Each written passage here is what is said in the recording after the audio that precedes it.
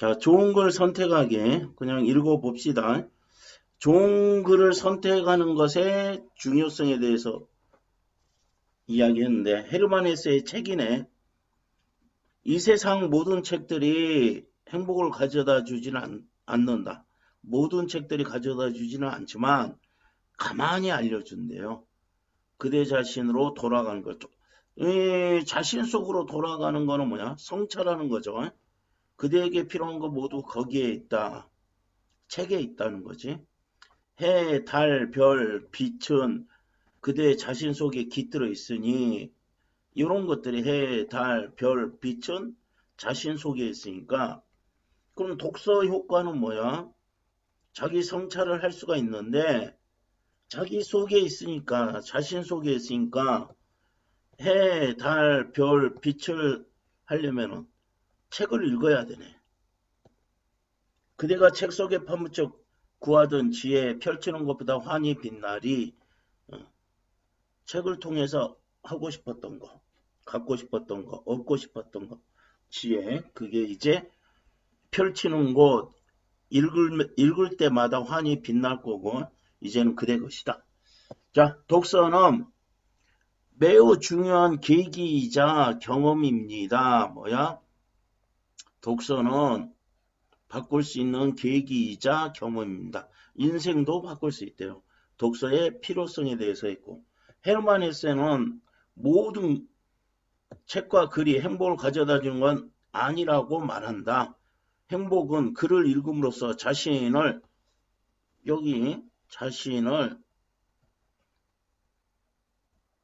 되돌아보고 문제를 해결하면서 얻어지는 거다. 자, 행복은 어디에서 나와요? 되돌아보고요. 문제를 해결해 가면서 얻어지는 것이라고 했어요. 좋은 글을 읽는 경험은 감동과 즐거움의 형태로 때로는 성찰의 경험으로 자 책을 읽는 경험은 감동과 즐거움 또는 뭐야 성찰의 경험으로 켜켜이 쌓여 내면을 바꾸고 성장시킨대요. 그럼 경험은 감동, 즐거움 형태로도 오지만은 성찰의 경험으로도 와서 쌓여서 내면을 바꾸고 성장시켜 준대요. 좋은 거를 선택하는 거는 이 모든 과정을 가능케 하는 첫 단추를 깨는 일이다. 이때 자, 판단 기준 여기는 이제 뭐야? 좋은 글은 뭐냐 이거잖아요. 좋은 글을 선택하려면 어떻게 해야 되느냐? 목적에 맞아야 되고 부합해야 되고 같이 읽을 만한 가치가 있어야 되고요. 그 다음에 글인지 판단하는 거는 그럼 좋은 글을 선택하는 건 뭐야? 목적과 가치에 맞게 선택하면 됩니다. 독자가 좋은 글에 대한 비판적 안목을 가지고 필요한 것을 찾을 수 있는 능력, 필요하고 적합한 글을 찾아 읽을 수 있는 능력, 그러면 안목과 뭐를 가져야 책을 자기한테 필요하고 적합한 글을 찾아 읽을 수 있는 능력. 그러면은 선생님은 이렇게 읽을래요. 안목과 능력을 갖추어야 독서의 출발이다.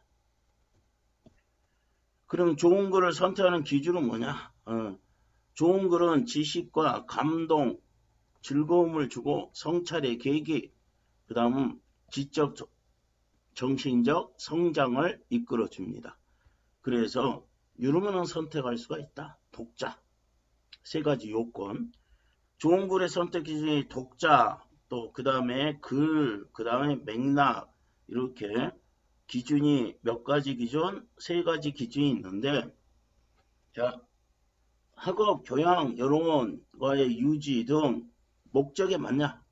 독서의 목적이 학업일 수 있고 교양일 수 있고 문제 해결일 수 있고 여가 생활을 보내는 거 타인과 관계 유지인데 목적이 여러 가지에 이 목적이 맞나? 내가 지금 우리가 읽는 거는 뭐 학업 때문에 읽는 거지. 그럼 그 목적에, 학업의 목적에 맞는가 보는 거죠.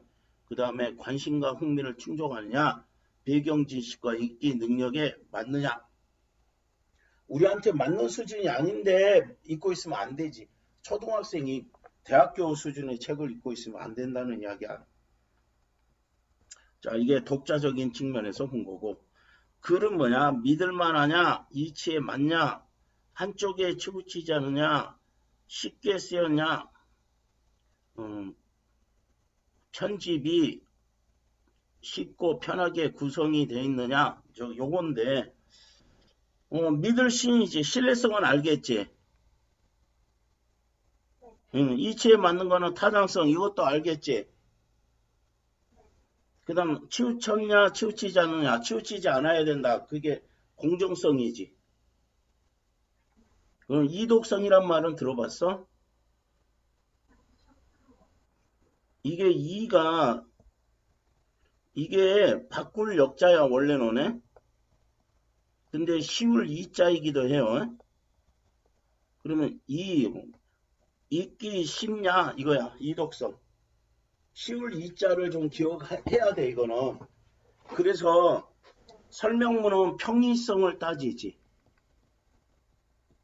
그럼 이자가 이거거든. 쉬울 이자거든. 쉽게 썼냐? 설명문은 알기 쉽게 써야지. 어떤 대상을 설명할 건데. 그래서 이독성 조금 이게 낯설 거야. 타당성 이거는 다 구별할 수 있겠죠. 이독성이 좀 들어봤을 거야. 그 다음에 편집이 쉽고 편하게 됐냐. 이건 가독성. 가독성도 아마 안 들어봤을 거야. 그지? 그러면은 요걸 거꾸로 해가지고 이거 가려놓으면은 할 수 있겠어? 신뢰성, 타당성, 공정성, 이독성, 가독성. 이렇게 가리고 연습을 하세요. 이독성하고 여기 쉬울 이자 써졌죠. 가독성 이건 이제 두 가지. 안 들어본 말일 거야. 그 다음 맥락 앞뒤 문맥의 흐름을 따져서 읽는 거지. 그래서 독서 공동체의 평가가 그럼 책을 읽은 사람들이 독서 공동체란 뭐야 뭐 친구 이런 거 그러면 같이 읽어주는 거 그러면 이제 뭐야 친구가 이 책 재밌어 이 책 효과가 있어 가족 교사 지역상의 평가가 긍정적이냐 영화 볼 때도 우리가 뭐 영화 재밌어 이렇게 물어보고 보잖아 똑같은 거야. 그 다음에 여러 세대를 통해서 검증이 된 거냐 가치 있는 글이냐 이건 고전이 되겠지. 고전. 옛날 책. 이렇게 될 겁니다. 앞에는 별로 어려운 내용 없고요. 요거는 이쁜 그림이 있지. 책을 읽다가 꽃을 보고 있네.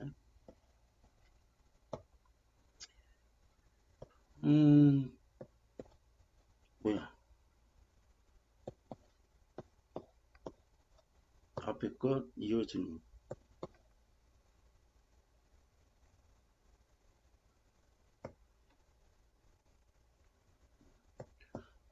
뭐 뛰어넘었네. 옛사람에게서 배우는 독서 이거는 수필이고요. 이 경수필은 뭐야? 응? 가벼울 경자야 가벼운 경.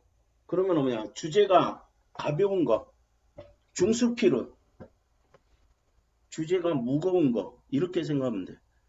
대부분 경수필이 많고 신문의 칼럼이나 뭐 특별한 어떤 주제 가지고 쓰는 거는 중수필인 경우가 많아요. 옛사람들의 독서법이고 독서의 무엇과 목적과 필요에 알맞은 책을 해서 적합한 방법으로 읽자. 뭐 별 내용은 없습니다. 조선시대 학자들의 독서법을 예로 들었어요. 그럼 설명 방법은 뭐가 되겠어요? 예시가 되겠지. 자, 처음 중간 끝으로 되지 수필이니까 누구나 살아온 동안에 마음 깊이 간직한 책이 있게 마련이다. 어린 시절 종이가 너덜너덜해지도록 읽었던 동화부터 청소년 시기에 묵직한 충격으로 제자를 지게 해준 책이 있다. 학문의 길에서 고전이 있다. 늘 힘이 되고 일감을 주는 책이 몇 권 함께 할 수 있다면 그의 독서는 쓸쓸하지 않을 것 같다. 마음 깊이 간직한 책이 이런 종류로 어렸을 때 청소년 시기에 이렇게 됐다. 책은 우리 주변에서 있다. 우리는 다양한 목적으로 읽는다. 그럼 목적에 대해서 이야기를 해줄 거예요. 공부에 대해서 1. 교양을 쌓기 위해서 2. 문제 해결을 위해서 3. 여가 생활을 위해서 4. 가보지 않은 것, 요 간접 경험을 하는 거죠. 이게 독서의 목적이 4가지. 가보지 못한 거, 겪어보지 못한 거, 갈 수도 없는 옛날도 책을 통하면 자유롭게 오갈 수 있다. 이건 뭐지? 간접 경험이지. 간접 경험. 책은 시간과 공간을, 그러니까 간접 경험이지. 초월해서 다른 사람의 생각을 이해할 수 있게 해주고, 상대와의 대화에서 화제를 깊고 풍부하게 만든다. 이해할 수 있게 해주고요. 화제를 깊고 풍부하게 만들어줍니다. 그렇다면 어떻게 읽어야 할까? 이게 중심 화제죠. 책은 어떻게 읽어야 되니? 자, 목적에 맞으며 가치 있는 책, 전제 조건이지. 자, 목적과 가치가 있는 거. 적절한 방법. 자, 이런 2가지를 해줘야 된다. 독서의 목적이 다양해도 독서의 방법도 일정할 수 없다. 정독과 다독. 정독은 뭐야? 꼼꼼히 읽는 거요. 뜻을 새겨가면서 천천히 읽는 거. 다독은 말을 다 좀 많이 읽는 거. 두고 독서의 방법을 묻곤한다. 답은 없다. 어떨 때는 정독이 좋고 어떨 때는 다독이 좋다는 거야. 무조건 정독이 좋아요. 다독이 좋아요. 이게 아니라 정독할 책은 정독하고 다독할 책은 다독하면 된다. 옛사람들은 정독을 위해 같은 책을 수백 번 다독하는 방법. 이게 책이 옛날에는 별로 없었잖아요. 그러니까 책 한 권을 또 읽고 하는 거야. 그래서 그게 바로 옛날 사람들의 어떤 책? 같은 책 수백 번, 몇 번, 여러 번 읽는다. 많이 읽는다. 그럼 옛날 사람들은 어떤 걸 택했어요? 다독을 택했지. 그건 어쩔 수 없어요. 책이 많지가 않으니까. 새겨할 책은 새겨서 읽고 필요한 정보는 필요할 때마다 꺼냈으면 된다. 일생을 함께해야 할 지혜를 소설책 읽듯 흘려 읽을 수 없고 깊은 사색이 필요한 주제를 만화책 보듯 해서도 안 된다. 그럼 책의 독서의 목적과 필요에 따라서 달라진다는 거예요. 소처럼 여러 차례 되새김질, 이걸 반추동물이라 하지. 소가 반추동물이잖아요. 다시 꺼내서 읽는 거. 되새김질해서 하나하나씩 음미하고 읽어야 할 때가 있고, 고래가 큰 입을 벌려 물고기 새우를 한꺼번에 삼켜버리듯 해야 할 때도 있다. 모든 책을 처음부터 끝까지 읽을 필요 없고 수없이 되풀이해서 한 부분만 손때가 묻은 책도 있다. 옛사람들은 저마다 맞는 독서법을 찾아서 다양한 방법으로 읽었다. 그래가지고 그 첫 번째 홍석주라는 양반은 한꺼번에 여러 종류의 책을 함께 읽는 방법을 썼다. 이거는 거의 천재지, 천재. 그 이유가 뭐냐? 바쁜 벼슬살이에 빡빡한 일정에서 책을 손에 넣지 않았다. 머리 빗을 때 읽는 책과 베개마테, 이거는 머리 빗을 때하고 베개마테. 그러면 잘 때 읽는 책이 달랐다. 당연한 이야기지. 사랑채에 있을 때 읽는 책은 또 따로 있었다. 그러니까 목적에 따라서 읽는 책이 달랐다. 그러면 홍석주의 독서 방법은 요거야.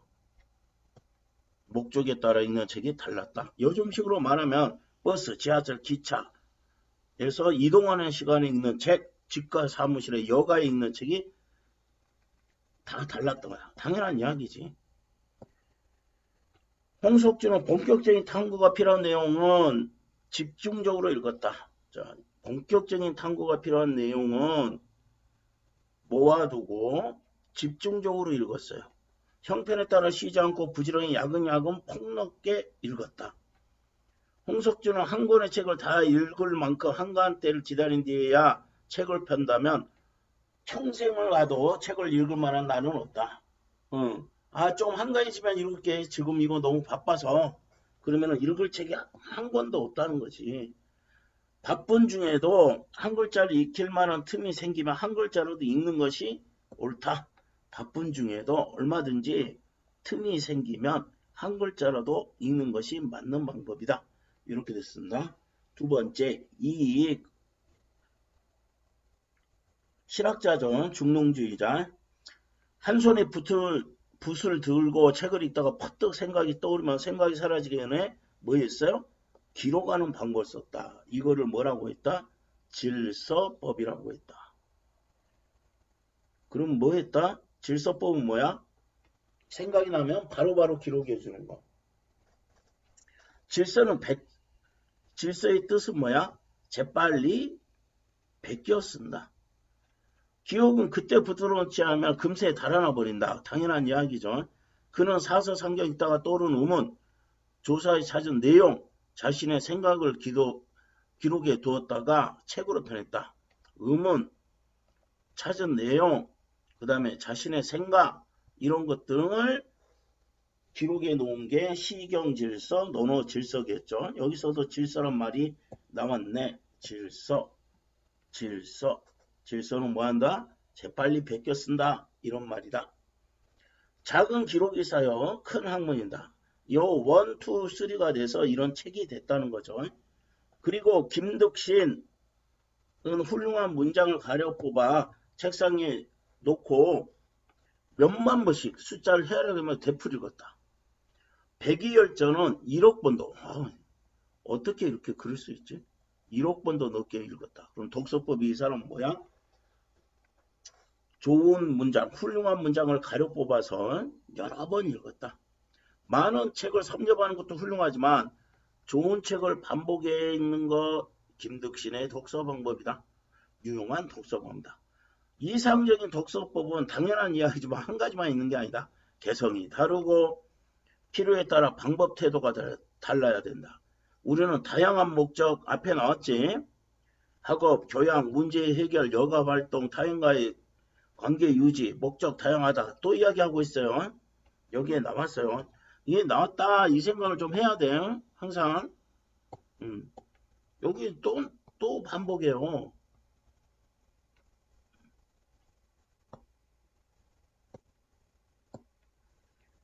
그러므로 독서 목적과 필요에 따라 선택적으로 알맞은 책을 선택해 효율적으로 읽는 방법을 택해야 한다. 목적과 필요에 따라 책을 선택할 때 좋은 글을 선택해야 된다. 우선 그랬지. 우선 글은 뭐라 했어요? 번호 붙여가며 풀자. 그 다음에 이거 습관 들여. 그 다음에 설명 방법은 과정이 될 거다. 좋은 글을 선택해야 된다. 글이 아무리 훌륭해도 내 수준에 맞지 않으면 소화불량이다. 내가 대학교 전공 서적을 지금 못 읽을 거 아니야. 남들이 좋다 해도 내게 맞지 않는 걸 있다. 목적에 따라 가치 있는 글을 선택하되 두 번째 뭐야? 수준에 맞아야 된다. 좋은 글을 선택하고 자기 수준에 맞는 글을 선택을 해야 됩니다. 병에 맞는 약은 다 약국에 있어요. 병에 맞는 약은 약국에 다 있지. 하지만 아무 약이나 먹어서는 낫지 않는다. 악화된다. 처방이 있어야 조제해 준다. 잘 안 낫던 병이 그 약을 먹으면 금세 난다. 책도 닥치는 대로 읽지 말고 아무 약에 있는 게 뭐야? 닥치는 대로 읽어서는 안 된다는 하고 매치가 됩니다. 책도 닥치는 대로 읽어서는 뭐가 된다? 안 읽으니만 못하게 된다. 뭐야? 요 악화하고 연결이 되는 거죠. 이거 설명 방법이 뭐냐면은 이거 학교에서 이야기했는지 모르겠지만은 이게 유추예요. 여기 시장과 우물에서도 또 나올 거야. 유추가. 학교에서 유추를 선생님이 설명했으면은 이거 교과서를 좀 가지고 와봐요. 그러면은 반드시 이거는 대충 안 나가? 근데 시험 범위에는 어, 어. 일단은 요거 설명 방법이에요. 뭐 이야기하려고 독서는 어떻게 해야 된다. 닥치는 대로 읽지 말아야 된다. 뭐야? 아무 약이나 먹으면 악화되듯이 책도 닥치는 대로 읽으면 아는 이만 못할 수 있다. 그러면은 이거를 설명하기 위해서 닥치는 대로 읽으면 안 돼요. 이거를 설명하기 위해서 아무 약이나 먹으면 악화된다. 이 이야기를 한 거니까 설명 방법이 유추인데 시장과 우물에서도 또 유추가 아주 중요하게 나올 거예요. 그래서 유추라는 설명 방법은 이거 미리 이야기할게. 설명하기 어려운 대상과 개념을 그와 유사한 쉬운 대상과 개념으로 설명하는 것. 이게 유추야. 그러면 이 유추가 시험 문제 나오면 어떻게 나올 거냐? 이쪽 부분에 맞는, 이쪽 부분에 해당되는 설명 방법과 같은 설명 방법이 나온 것은 또는 나오지 않는 것은 이렇게 나올 거란 말이야. 그러면은 대부분 뭐냐면 A가 B 하듯 C가 D 한다. 이런 설명 방법을 쓸 거예요. C가 D 한다. 그래서 비슷해야 되니까 뭐야? 유추야. 비슷해야 되니까 유사하다는 거야. 그래서 이거를 확장된 비교라고도 해요. 비교는 유사점, 공통점을 설명하는 거잖아요. 대조는 차이점 설명하는 거고. 그래서 유추를 다른 말로 뭐라고도 한다? 확장된 비교라고도 한다. 근데 이게 시장과 우물에서도 또 나오기 때문에 이따 가서 요거는 이제 빠르게 설명을 할 거야. 독서에도 전략이 필요한다. 전략이 필요하고요. 조력자의 역할도 필요해요. 양분을 고르게 섭취해야 건강하다. 생각에도 균형이 필요하다. 독서는 뭐다? 독서는 저울이다. 이랬어요. 그럼 뭐야? 은유법이 아닐다네? 은유법인데 A는 B이다. 독서는 저울이다. 이랬단 말이야. 그러면 뭐야? 어떤 저울이다? 균형을 잡아주는 저울이다. 여러 번씩 착오를 거치면서 조금씩 바로잡아 내게 꼭 맞는 방법을 찾아내는 과정이 필요하다. 옛사람, 선배들의 독서법에 관한 책을 찾아 읽어 자신에게 적용해 보는 것도 유용한 방법이다. 그럼 올바른 독서법이란 뭐예요? 목적에 맞으며 가치 있는 거, 그 다음에 수준에 맞는 거, 이게 1번이고요. 이게 2번이고요. 그래서 어떻게 해야 된다? 목적과 필요에 따라서 독서 방법, 전략을 달리해야 되고요. 자기한테 맞는 독서 방법을 찾아서 책을 읽어주세요. 이렇게 되겠지. 여기는 너 말대로 학교에서 안 하고 넘어갔을 수도 있어요. 근데 이제 어쨌든 시험 페이지에는 해당이 되니까 공부는 해야 되지. 자, 이렇게 정리하겠습니다. 여기 빈칸은 채워보고요. 빈칸은 따로 선생님하고 해봅시다. 오늘은 내용들 위주로. 주제 통합적 읽기. 여기 했어요? 주제 통합적 읽기라는 거는 뭐 하나의 주제나 화제나 주제에 다양한 관점과 형식으로 쓰인 글들을 비판적 통합적으로 읽으면서 새로운 주제를 도출하거나 의미를 재구성하는 것을 말한다. 뭐 이제 굉장히 어렵게 썼는데 비판적으로 있고 통합적으로 있고 도출하거나 의미를 재구성한다. 의미를 재구성한다는 거는 이 글쓴이가 있지. 그리고 또 독자가 있죠. 그럼 글씨가 이렇게 표현했잖아. 그럼 독자가 이렇게 읽음으로써 의미를 이렇게 서로 주고받으면서 재구성해간다. 이런 의미예요. 즉이라는 건 앞에 거를 뭐 하는 거라고 했어요? 편하게 설명, 쉽게 설명해 주는 거야. 궁금증과 문제의식을 바탕으로 주제 쟁점과 다양한 글을 종합적으로 읽고 비판적으로 통합하며 확장된 의미를 만들어 심화된 글이기다. 아유, 말만 길게 써놨지. 자, 필요성. 왜 필요하냐? 첫째, 둘째, 셋째.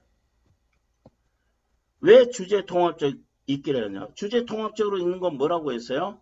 비판적으로 읽는 거, 통합적으로 읽는 거라 했어요. 그럼 뭐다? 다양한 분야에 걸친 것을 읽음으로써 심층적, 이건 깊게 이해할 수 있다. 깊을 심. 세계를 폭넓게, 깊고 폭넓게 알 수 있다. 두 번째, 정보를 통합하여 재구성하는 것, 재구성, 또 비판적으로 늙는 것, 창의적인 활동, 이게 바로 의미의 재구성이에요. 의미의 재구성. 수준 높은 읽기 능력이 향상된다. 셋째, 균형 잡힌 시각. 아까 뭐라고 했어요? 비판적, 통합적. 이게 문제 통합적인 읽기다. 이렇게 됩니다. 절차와 방법 봅시다. 1, 2, 3, 4, 5가 있으니까 일단 맨 마지막 볼 거예요. 선생님이 재구성하는 거라고 했지. 이게 마지막 단계예요. 항상. 예? 그 다음에 뭐냐. 관심 있는 거 확인해요. 그 다음에 선정을 해요. 그 다음에 관점을 정리를 해요.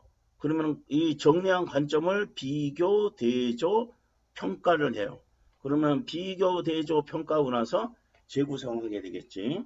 자, 이거 한번 다시 한번 이러면서 끝내버리자고. 뭐야? 관심 있는 거를 확인을 하고요. 선정을 하고요. 관점을 정리한 다음에 관점을 비교, 대조, 평가해가지고 맨 마지막이 뭐야? 재구성하는 거다. 이렇게 하면 됩니다. 예를 들어 행복을 화제로 삼은 글을 읽는 상황이다. 필자의 견해를 읽어서 자, 아까 선생님이 말했어요. 재구성이라는 거는 뭐야? 여기서는 필자라고 했으니까 글쓴이 필자하고 독자가 의미를 요렇게 주고받는 거예요. 그러면 이거는 독자는 필자의 글을 읽는 거지. 견해를 읽으면서 다양한 질문을 생성할 수 있어요. 독자가 읽으면서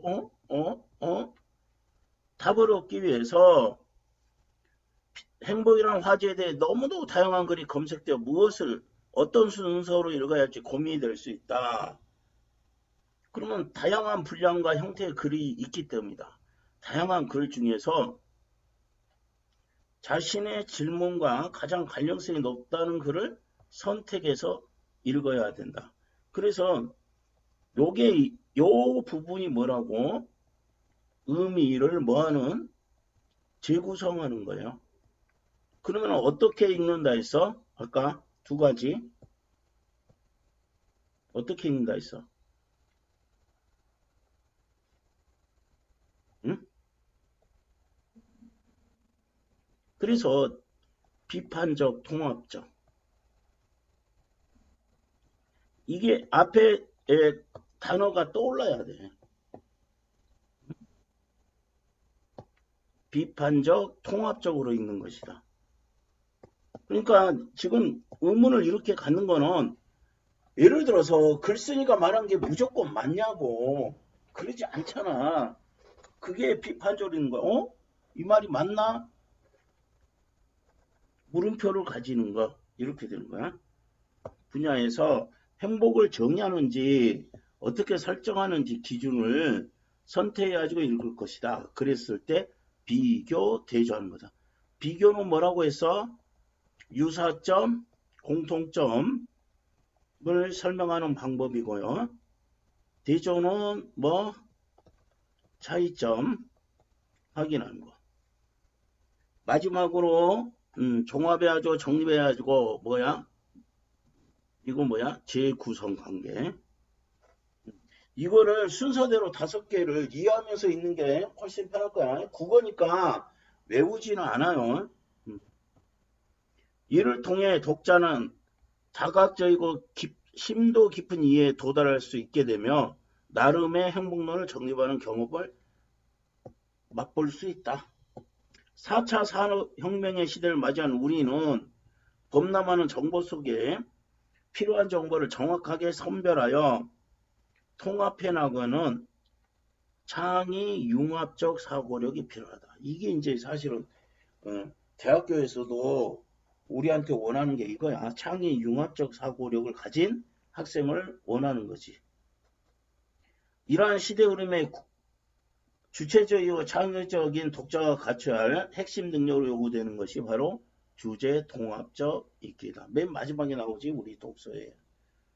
창의 융합적 사고가 요구되는 사회에 살고 있는 독자는 다양한 글을 찾아 읽고 비판적으로 재구성하여 읽고 재구성하여 정립해 나갈 수 있는 주제 통합적 능력을 길러야 할 것이다. 어떤 능력? 다양하게 읽고요. 비판적으로 재구성하고요. 자신의 생각을 정립해 나가야 하다는 이런 생각들을 가져야 되겠습니다. 이렇게 됐어. 지금 이제 앞에 거는 지금 이론적이라서 좀 재미도 없고 그런데 별 내용은 없고. 자, 이제 재밌는 거. 시장과 우물. 쓴 사람이 누구야? 누가 썼지?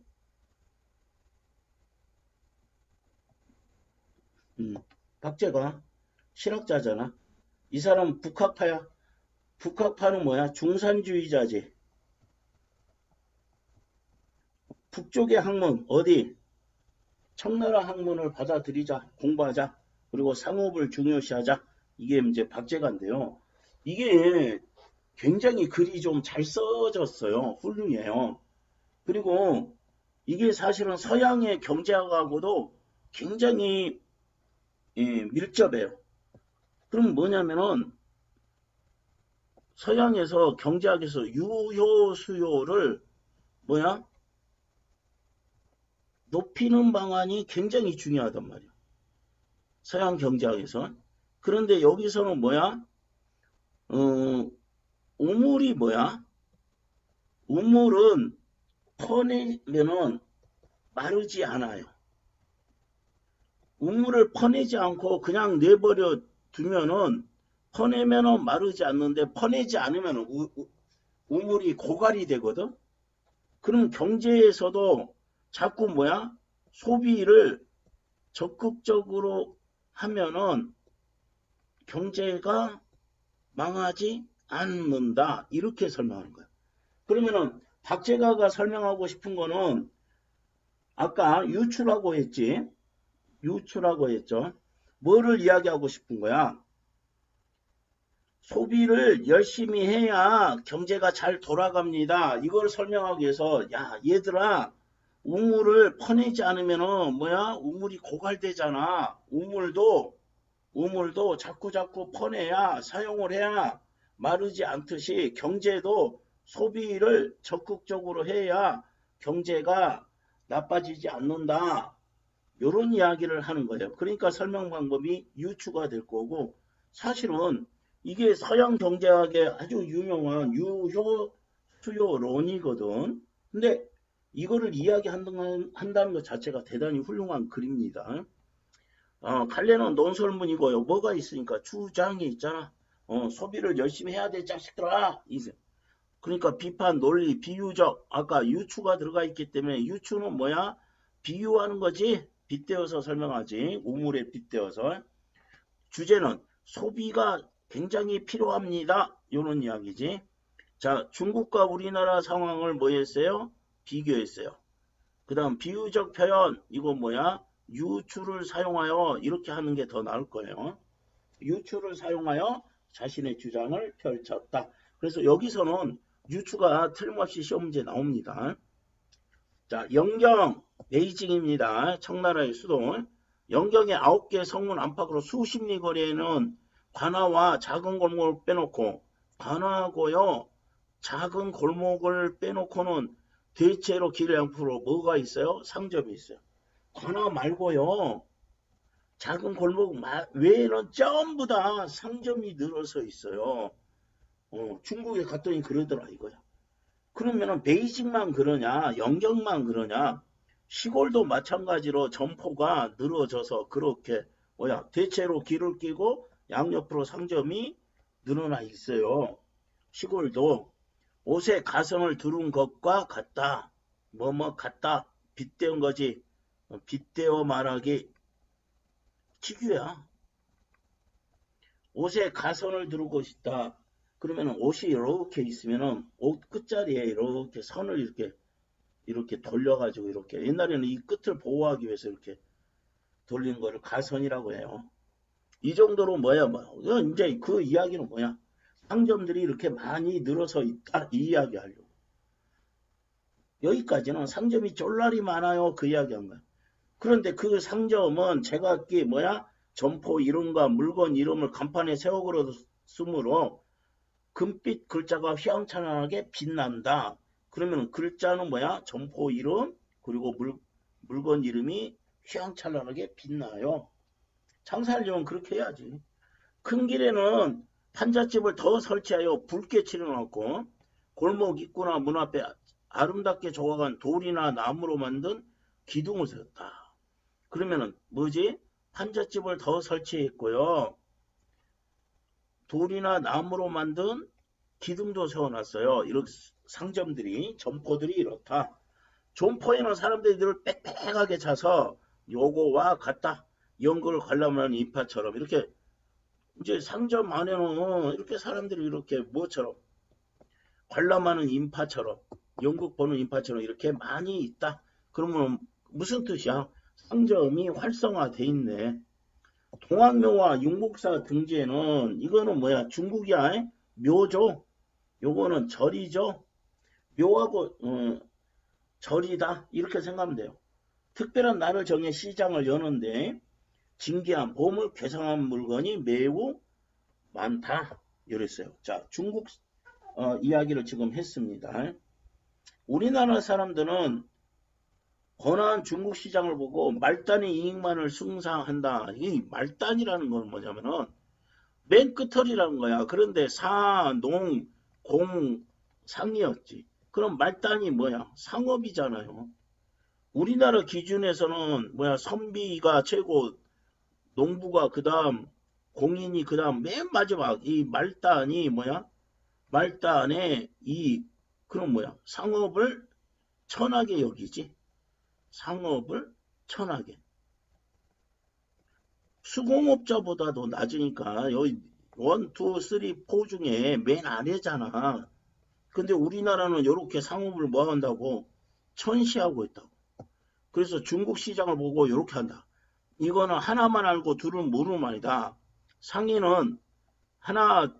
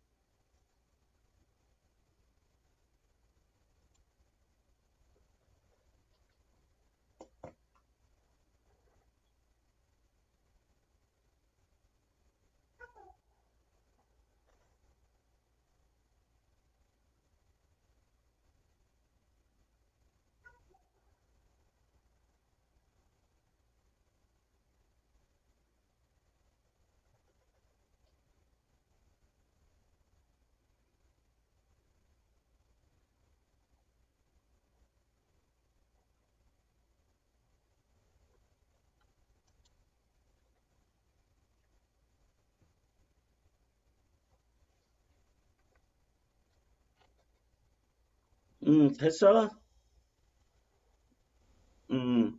사농공상 아까처럼 사농공상 네 부류의 하나지만 이 하나가 상인을 말하지 나머지 이 세 부류를 백성을 소통시킴으로 열의 세세 비중이 온다. 자 여기는 4분의 1이지 그러지만 뭐야? 열의 셋. 뭐야? 10분의 3만큼 가치가 있다. 비중을 차지한다. 그러면 상업에 대한 관점 뭐야? 이만큼 상업이 중요하다. 왜? 내 부류를 뭐 하는 거? 백성을 소통시킨다. 소통시킨다. 그러므로 10분의 3이 돼야 된다. 중요하다. 지금 쌀밥과 비돈 어디 있다면은 나머지는 모조리 쓸모없는 물건으로 간주할 수 있다. 그러면은 이게 뭐냐면은 지금 여기서부터는 쓸모 있는 거 쌀밥하고 비던 옷이야. 먹고 입는 것이지. 그리고 나머지는 다 뭐로 생각해? 쓸모없는 물건. 쓸모없는 물건 세모할 거야. 쓸모 있는 물건이라고 생각하는 거 뭐야? 네모할 거예요. 그럼 이게 뭐야? 비문학에서 항상 이렇게 읽어달라고 했잖아. 쌀밥 비단 옷 입고 있다면 나머지는 쓸모없는 물건으로 간주할 수 있다. 그러나 쓸모없는 물건을 활용하여 유통하고 거래하지 않는다면은 자, 내가 활용하는 거 뭐야? 요거야. 그 다음에 쓸모있는 물건을 유통 거래하지 않으면은 쓸모있는 물건은 한 곳에 묶여서 얘하고 얘는 한 곳에 유통이 안 되니까 유통하고 거래해야 된다는 거야. 한 곳에 묶여서 유통되지 않거나 고갈되기 쉽다. 자, 그러면 쓸모없는 물건은 뭐야? 어떤 역할을 해줘야 돼? 활용해서요. 쓸모없는 물건을 유통하고 거래할 수 있게 해줘야 돼요. 그러면 쓸모없는 물건이 없다는 거지. 그러면 자, 유통하고 거래를 하지 않는다면 어떻게 된다고? 한 곳에 묶여서 뭐가 쓸모 있는 물건이 좋은 게 한 곳에 묶여서 뭐 될 거야? 유통되지 않고 고갈될 거예요. 고갈될 거예요. 따라서 옛날에 성왕 이거 중국의 왕이에요. 중국의 왕인데 이 유통에 관한 거예요. 성왕께서는 보석과 화폐 때문에 물건을 만들어 보석과 화폐는 여기요. 아이 이거라고 덜 기묘한 물건이야. 자 여기 잘 봐야 돼. 선생님이 네모친다 해서 기묘한 건 그럼 보석 화폐는요 덜 기묘한 거야. 보석과 화폐는 덜 기묘한 물건들이야. 이거로 뭐야? 기묘한 물건. 아까 말하는 쌀밥 비단 옷이에요. 기묘한 물건. 요 차이점 알아야 돼. 내 생각으로 보석과 화폐 어머 기묘한 물건이지 이러면 안 돼요. 옛날 기준에서 기묘하다는 건 뭐야? 먹고 입는 거잖아요. 보석으로 먹을 수 없잖아. 화폐로 먹을 수가 없잖아요. 그래서 이거를 덜 기묘한 물건 이렇게 생각을 해야 돼요. 그러면 아까 쓸모없는 물건 보석과 화폐를 활용해서 쓸모있는 물건 쌀밥하고 비단을 유통하고 거래를 해야 된단 말이에요. 그래서 이 물건을 만들어서 기묘한 물건에 덜 기묘한 걸 만들어서 기묘한 물건의 상대가 되도록 하셨고 쓸모없는 물건으로 쓸모있는 물건을 사도록 했어요. 쓸모없는 물건으로 쓸모있는 물건을 사도록 하였어요. 그 다음 또 배하고 수레를 만들어서 유통시켰어. 그렇게 하고도 먼 곳에 물건이 이르지 못할까봐 염려하셨다. 그러면 중국의 성왕은 뭐에 유통에 힘썼어요? 유통에 힘쓰니까 뭐를 만들었지? 보석하고 화폐를 만들었어요. 덜 기묘한 물건을 만들었어요. 또 뭐를 만들었어요? 배와 수레를 만들었어. 물은 여기로 하고 육지는 수레로 다닐 거 아니에요. 이렇게 뭐에? 유통에 중국 성왕이 신경을 썼다. 자, 우리 이야기입니다. 지금 우리나라는 지방이 수철해서 인구가 적지 않고 갖춰지지 않은 물산이 없다. 인구가 많다. 그리고 물건도 많다. 인구도 많고요. 물건도 많아요. 근데 뭐가 문제냐? 그럼에도 불구하고 상과 물에서 얻어지는 이런 물건을 세상에 내놓지 못한다는 것은 유통이 안 된다. 유통이 돼야 세상에 내놓는 거지. 세상에 내놓지 못한다는 것은 유통을 못하고 이렇게 경제를 윤퇴하는 도는 갖춰지지 않았다. 그러면은요, 여기 정리하면 이 사람 생각은 우리나라 나름대로 인구 많고요. 나름대로 물건도 많이 나와요. 그런데 뭐가 문제예요? 유통이 안 되니까 경제를 윤퇴하게 하는 도를 갖추지를 못했어요. 그럼에도 날마다 쓰는 물건, 할 일을 팽겨둔 채 대책을 강구하지 않는다. 그러고서 중국의 주택 이런 것들을 보고서 사치가 심하다. 그 말한다. 자, 이 말이 참 멋져요. 중국이 사치로 망한다고 할 것이면 우리는 뭐 할 거야? 검소한 탓에 쇠퇴할 거다.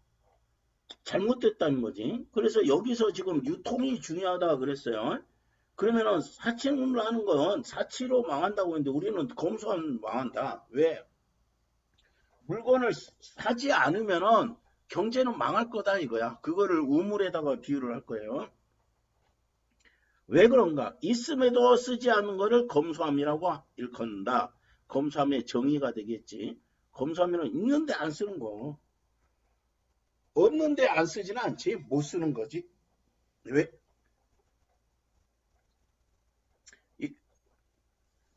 자기에게 물건이 없어 쓰지 못하는 걸 검소함으로 일컫지는 않는다. 현재 우리나라 진주 캐는 집이 없어요.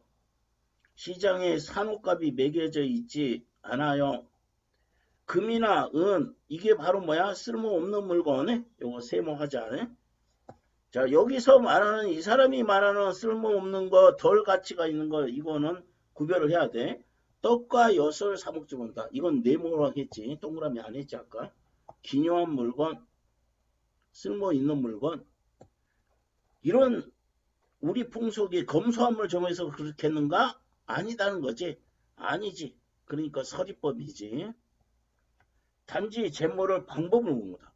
자, 검소해서 그런 게 아니라 재물을 사용할 방법을 모르는 것, 이게 우리나라의 뭐다? 문제점이다.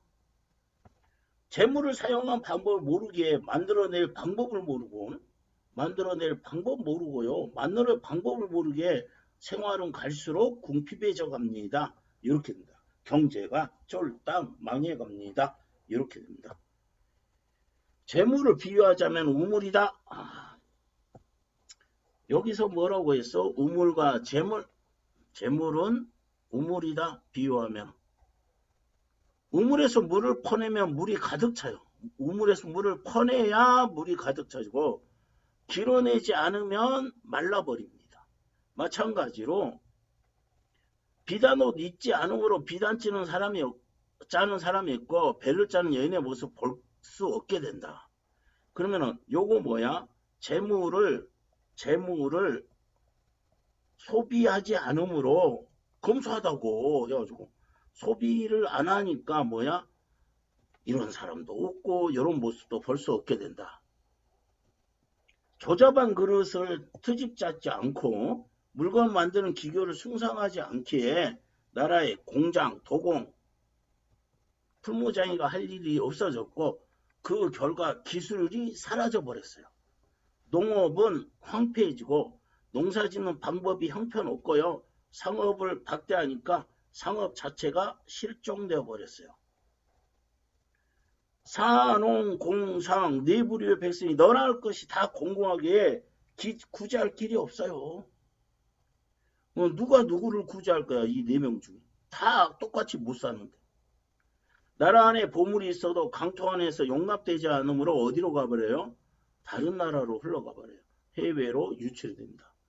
남들은 날마다 부유해지고만 우리는 날마다 가난해지니 이건 자연스러운 추세이다. 그래서 이게 대단히 훌륭합니다. 우물을 퍼내면은요 물이 가득 찰 거예요. 재물을 뭐 하면은 소비하고 유통을 시키면은 경제가 좋아질 거예요. 그런데 우물을 퍼내지 않으면 뭐야? 물이 말라버려요. 물이 말라버려. 고갈이라고 하죠. 물이 마른다. 고갈된다. 재물을 소비하지 않고 유통하지 않으면은 어떻게 해요? 경제가 너나 할 수 없게 가난해져요. 경제가 망해버려요. 그러니까 이게요. 서양 경제학하고 너무나 잘 닫아 있다니까. 그래서 굉장히 훌륭한 학자다. 이렇게 봐야 돼. 우리나라에도 이런 사람들이 있었다. 지금 이제 마지막 결론. 종강이나 종로 내거리는 거리가 1, 2가 안 돼요. 중국에는 시골마을 점포가 되게 시골 마을 점포가요. 몇 리에 걸쳐 있어요. 도시가 아니어도. 우리는 종로 내거리는 우리나라에서 제일 번화한 거리도 이거밖에 안 되는데 그러면 여기가 뭐가 되죠? 대조가 되지. 여기는 1, 2가 채 안 되는데 시골 마을 이렇게 조그만 것도 몇 리에 걸쳐 있어요. 또 거기에 물건의 번성함, 품목의 다양해 모두 온 나라 물건으로도 미치지 못할 정도. 거기 시골 마을이 우리나라 온 나라보다 뭐야? 더 번성하고 다양해요. 그러니까 중국이 더 크다는 거지. 점포 한 개가 우리보다 더 부유한 것이 아니라 점포가 우리나라보다 더 부유한 것이 아니라 유통되느냐 유통되지 못하느냐에 결과다. 유통되지 않으므로 이렇게 된다. 유통 여부에 따른 결과로 우리는 1, 2가 하장도 1, 2가 채 안 되는데 중국은 시골이어도 몇 리에 걸쳐서 있어. 그럼 게임이 안 되잖아. 그것이 부유하고 안 부유한 게 아니라 부유하고 안 부유한 거의 차이가 아니라 유통의 차이다. 유통의 차이다. 이렇게 결론을 내렸습니다. 그래서 대단히 훌륭한 글이라고 볼 수가 있어요.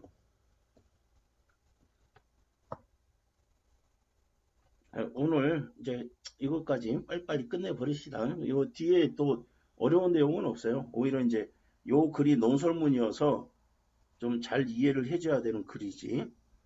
자, 윤리적 소비 기사문입니다. 윤리적 소비 생태, 환경, 경제적 관점에서 윤리적으로 소비하자 이런 이야기입니다.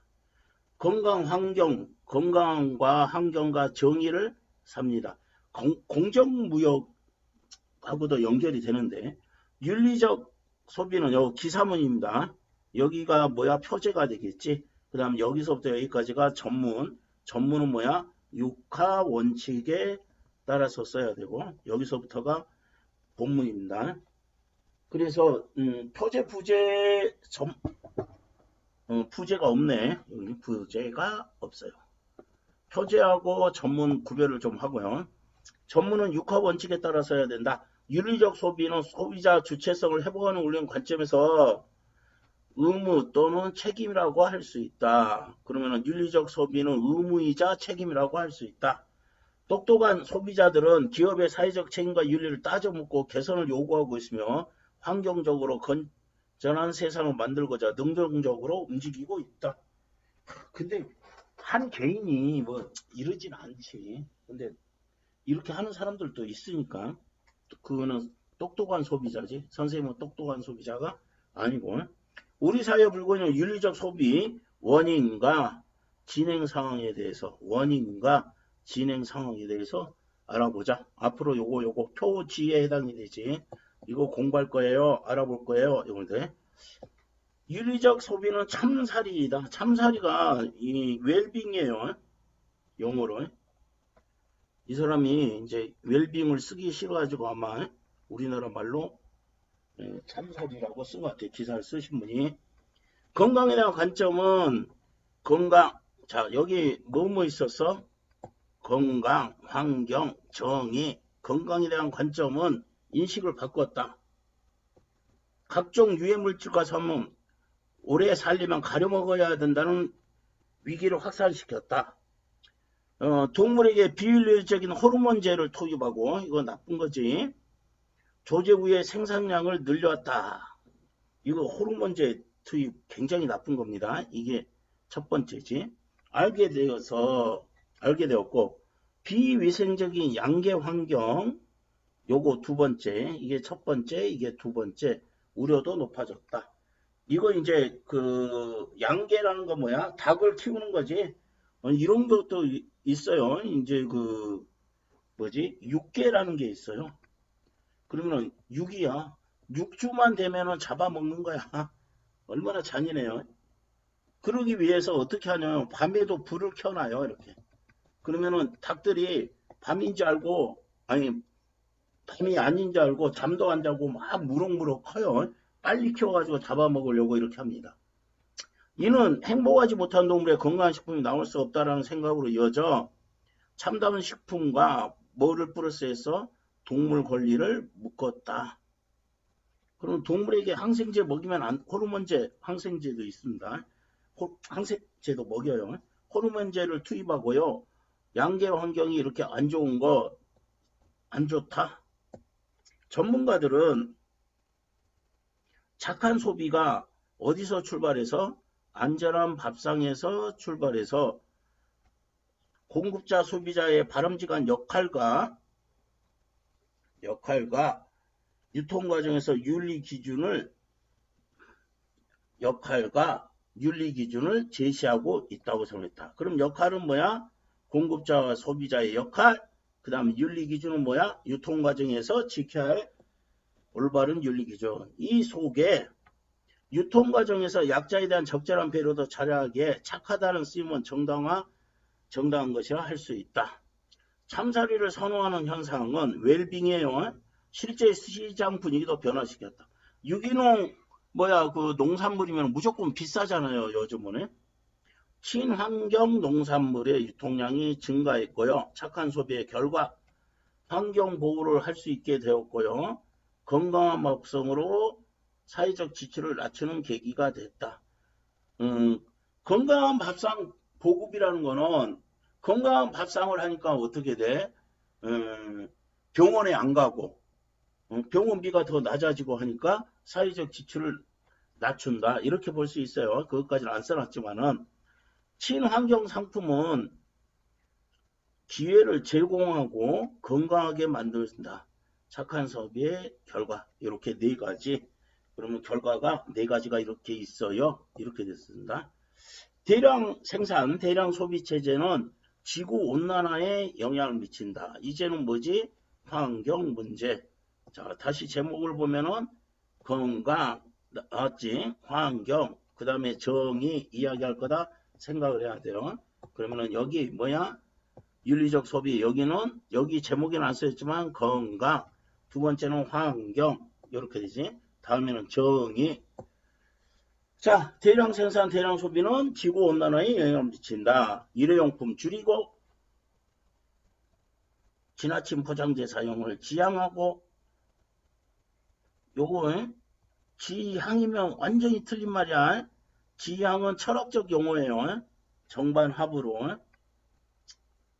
자, 육가공식품 소비를 줄이자는 주장이 설득력을 얻고 있다. 윤리적 소비는 탄소 발생량이 적은 온난화 환경에 영향을 미치지 않는 제품으로 이동을 뜻한다.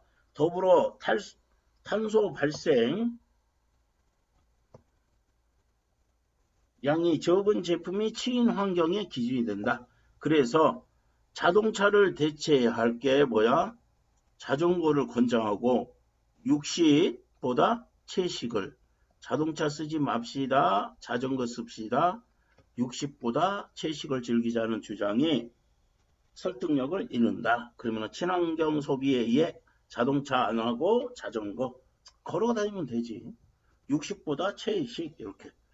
저탄소 지향이 지구와 자신의 건강을 돕는다는 이치에 부합하기 때문이다. 생산자, 소비자 간의 이동거리를 줄이자는 지역 먹거리 장려 정책. 이게 두 번째지. 그러면은 거리가 멀면은 이동을 시켜야 되니까 자동차로 이동을 시킬 거 아니야. 그러면은 소비를 많이 하게 된다. 탄소 발생량을 많이 소비하게 된다. 결국 요거 하면 앞에 내용을 뭐 하는 거라 해서 요정마 하는 거라 해서 요약 정리 마무리.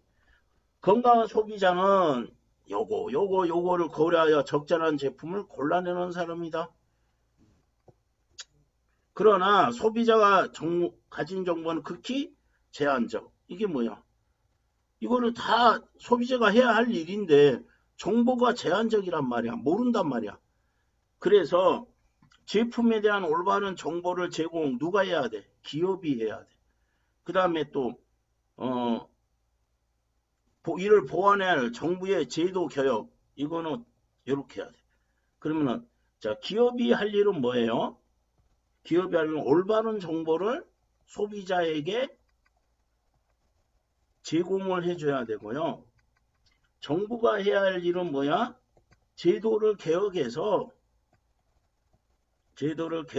환경에 좋은 상품을 살 수 있도록 유도를 해줘야 된다. 자, 이제 마지막 세 번째. 첫 번째 뭐였어요? 첫 번째 건강, 두 번째 웰빙, 참사리, 두 번째 환경, 세 번째 정의, 이거 공정무역 많이 외치죠. 경제정의는 다의적인 표현이다. 의미가 여러 가지다. 그러니 윤리적 소비 관점에서 보면 구매하고 낸 돈이 올바르게 쓰는다. 내가 10만원짜리 헤드폰을 샀어. 이게 올바르게 쓰고 있냐? 이것이 경제 정의다. 윤리적 소비 관점에서 본 여행국가 주민에게 이윤이 가도록 설계한 공정여행이나 정당한 노동의 대가를 지불하자는 의도의 공정무역 제품을 선호한 것이 여기에 속한다. 이거는 알지? 공정무역. 이거 특히 커피 가지고 남미에서 아주 저임금으로 커피를 생산하는 거 소비하지 말자 이런 거 많이 한다고.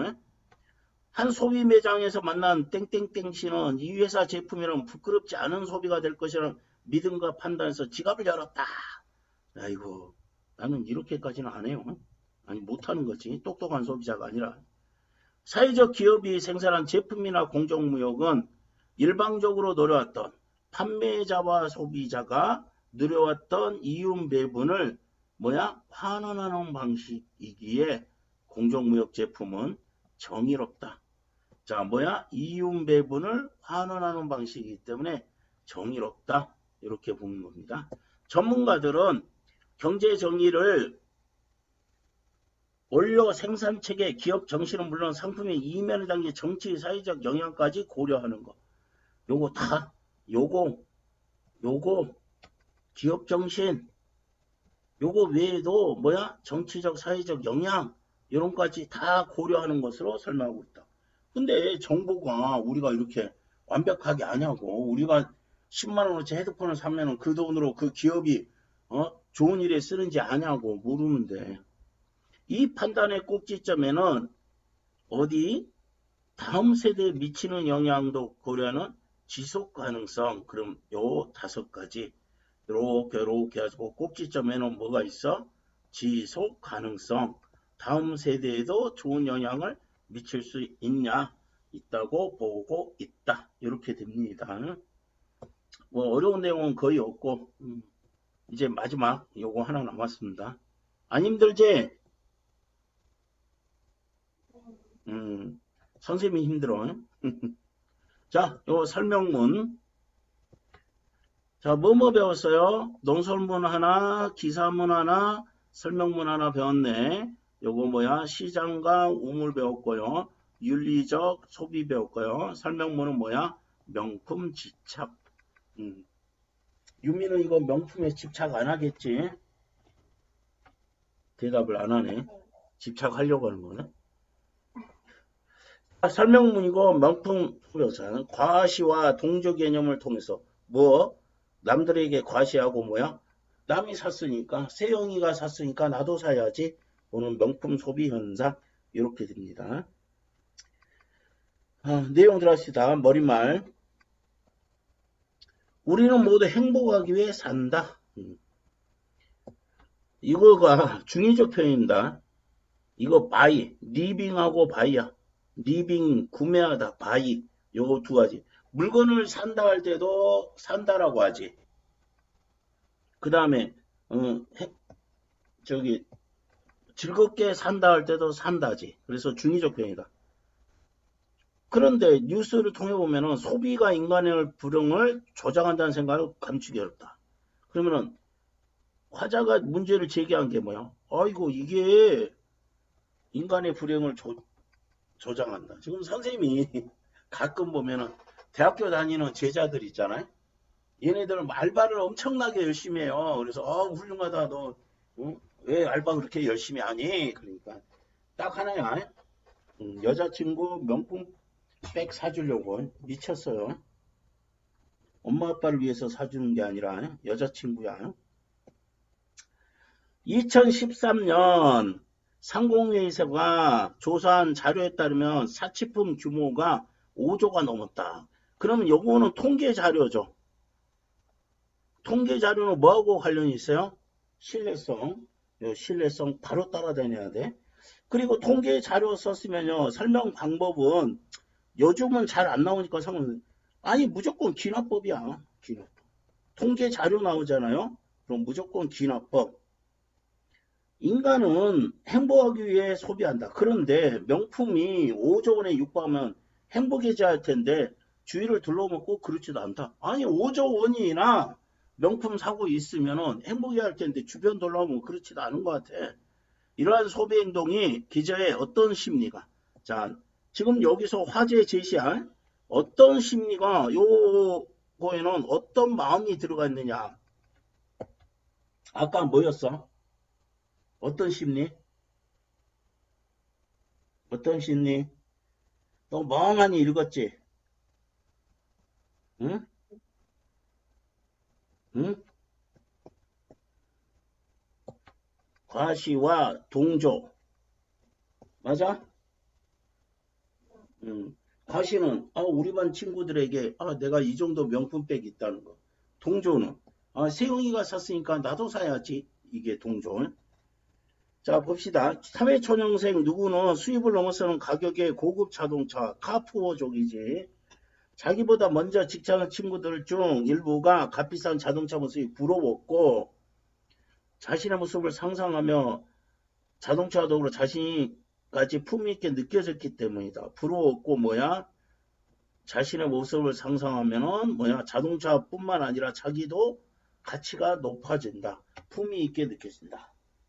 자동차 사고 얼마가는 뭐야? 특별하게 느껴졌다. 그러나 유지비 많이 들고요. 사용할 일도 별로 없으니까 수입을 고려하지 않고 무리하게 산 게 후회가 되었다.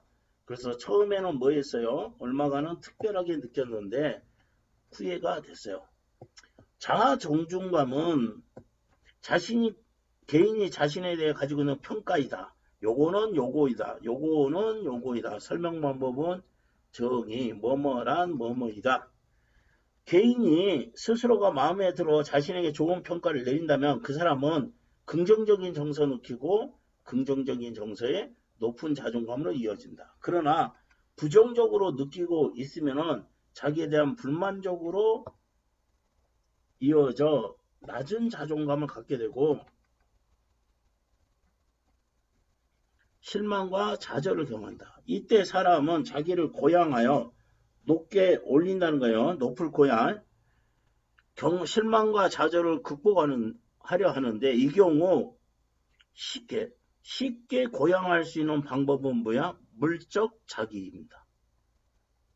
자기한테 돈 쓰는 거야. 나는 이 정도 할 수 있어. 자신을 빛나게 해주는 물건을 소유하면 자신의 물적 가치는 올라가기 때문에 소비를 통해 더 나은 삶을 생각하는 게 뭐야? 물적 자기이고 그게 바로 자기를 실망과 좌절에서 벗어날 수 있는 방법 이렇게 된다. 사회적 자기 또한 마찬가지다. 자, 물적 자기하고 지금 뭐가 나왔어요? 사회적 자기가 나왔네.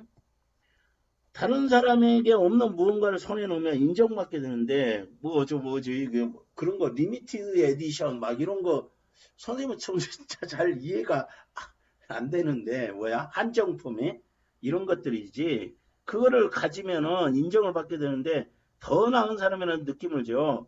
스스로에 대해 내리는 평가인 자아 존중감은 상승한다. 그런데 인정을 받기 위해서는 외부에 보여줘야 된다. 과시를 통해 만족한다. 아까 뭐라고 했지?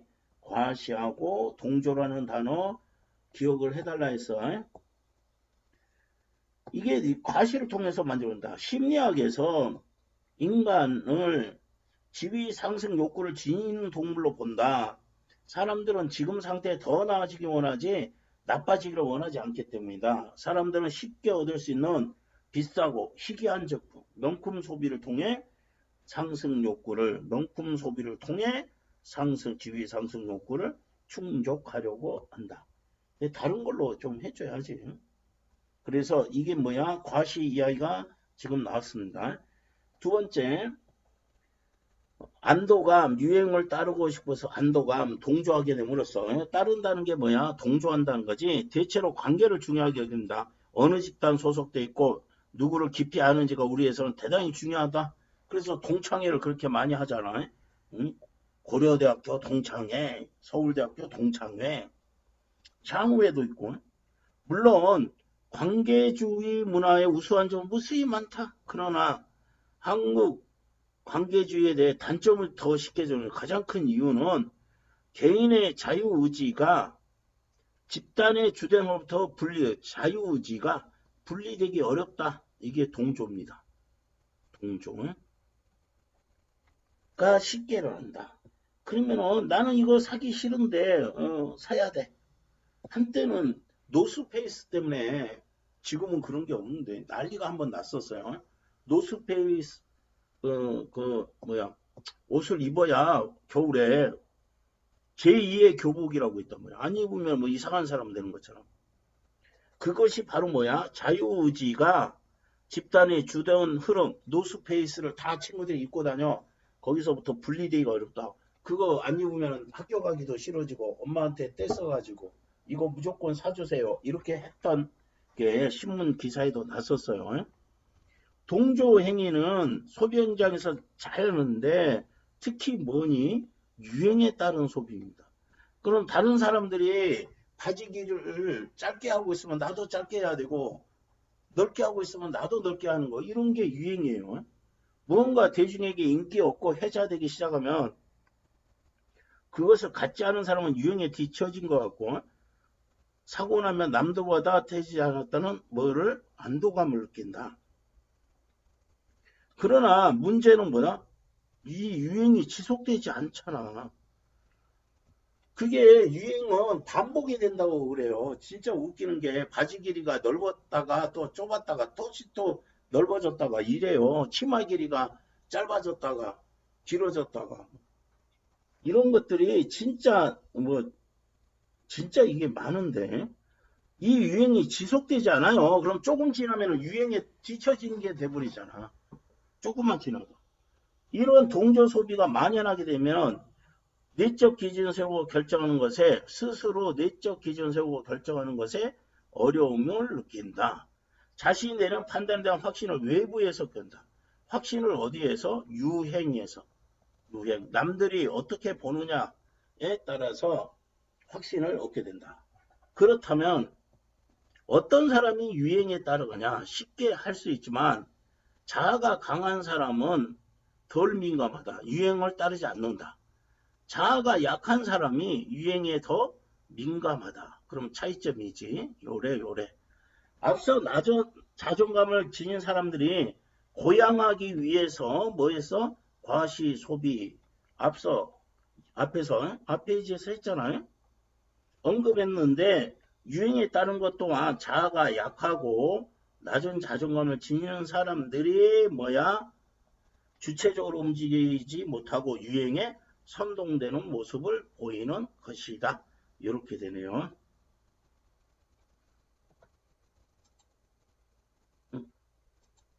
끝나버렸나? 32.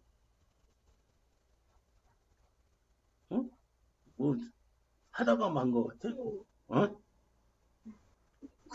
글을 쓰다가 만 것 같아. 요런 글들 요즘 되게 많은데.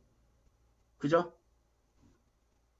뭐, 선생님 이거 수업했는데도, 어머, 이상하네. 읽다 보니까. 이렇습니다. 자, 일단은요, 내용들은 알겠죠? 중요한 데는 요런 거예요. 요거는 미리 공부해가지고요. 내일 오시고요.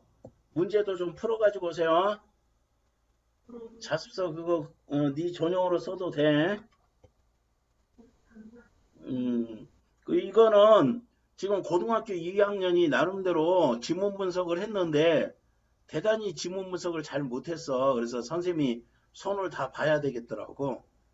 그래서 요거 요약 정리 한번 손 봐가지고 또 한번 정리를 해줄게요. 자, 일단은 신사고는 여기까지지. 더 안 나오죠? 알았어. 내일 보자. 수고했어요.